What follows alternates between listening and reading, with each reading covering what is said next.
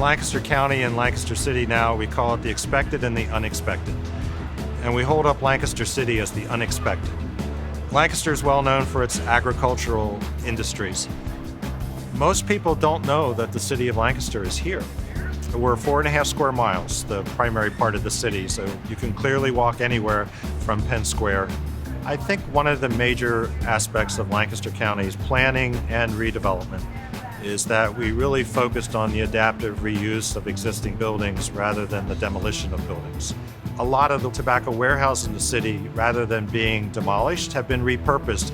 It is a little challenging from an economic development perspective to repurpose older buildings where you are having businesses coming in looking for modern and updated facilities. So we tried to focus on the amenities of the city rather than building high-rise buildings. Issues about demolition in the city of Lancaster started with urban renewal. So the philosophy behind urban renewal was demolish and build brand new. Urban renewal took an entire stretch of a major thoroughfare and demolished everything on the north side of that block. So not only do we lose history and architecture, we actually destroyed that neighborhood. And we ended up creating two specific ordinances that you cannot demolish a building within the city of Lancaster unless it is reviewed by our historical commission and then their recommendation approved by city council.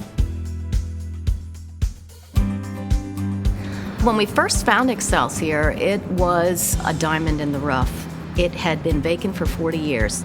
It just had such great bones and such interesting architecture. You knew that it was meant to be an events venue. Each room has its own spirit, its own vibe, its own atmosphere, and they're eclectically so different. I can't say enough about just how wonderful it is to experience an event here. You know, you turn the corner and there's something else, and people are always saying, I just can't wrap my head around Excelsior, and that's a great thing. Repurposing here at Excelsior is at the heart of it all. To repurpose is a give back. I think it's something that you consciously think about. You find ways to take old things and give them new life. You shouldn't throw things out that aren't being used if they can be used. It's just that simple. One of the real issues for urban areas are brownfields. Armstrong World Industries is a good example.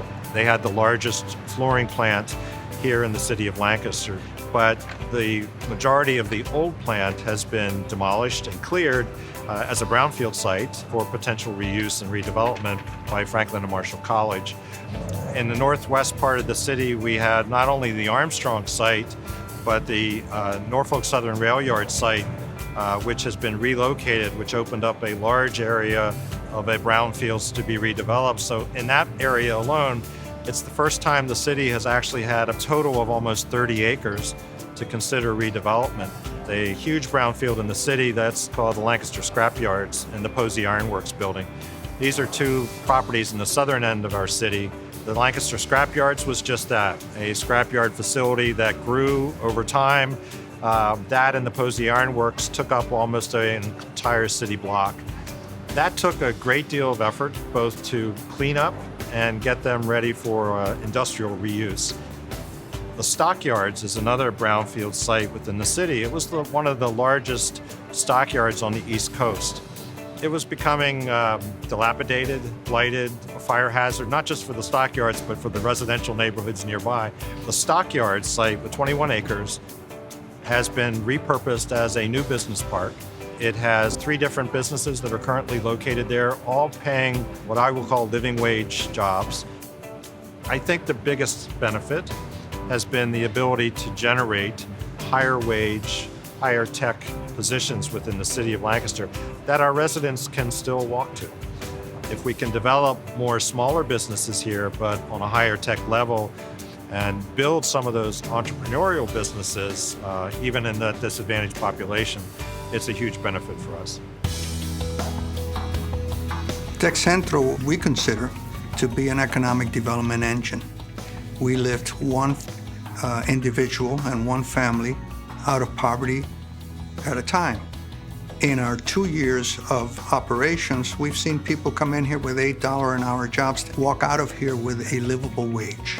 This influx of people has helped Lancaster to transform neighborhoods. They are a source of neighborhood business creation, and they are an important labor force in manufacturing, tourism, hospitality industry that is indispensable to the continued growth of Lancaster County. The most important transformation that needed to happen is what happened in the minds of the residents here. This is a community that had lost faith in its ability to progress. It was really marginalized and in many ways forgotten. The community began to organize and began to change that negative mentality so that we have a community now that has a can-do attitude, that feels that it can advance and join the rest of the city in all aspects, in all social metrics. Roberto Clemente Field was revitalized so that it could serve neighborhood sporting activities. So psychologically, Roberto Clemente Field gave a sense that the community was moving forward, that it was receiving investment.